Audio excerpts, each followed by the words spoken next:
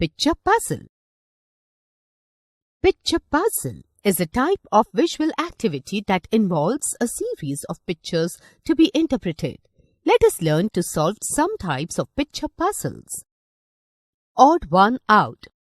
Odd one out is a type of picture puzzle in which we identify and mark the odd item.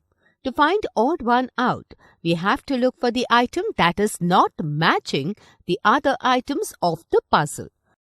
For example, in the given 4 pictures, the first 3 are fruits, whereas the last picture is an odd one out as it is not a fruit.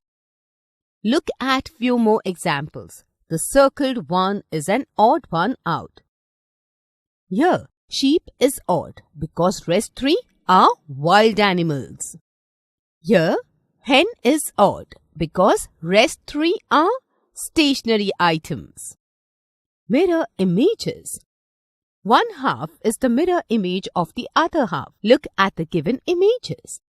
When a shape looks exactly the same to its original shape after being flipped or turned, it is called a mirror image. Look at the given images. The circled ones are their mirror images.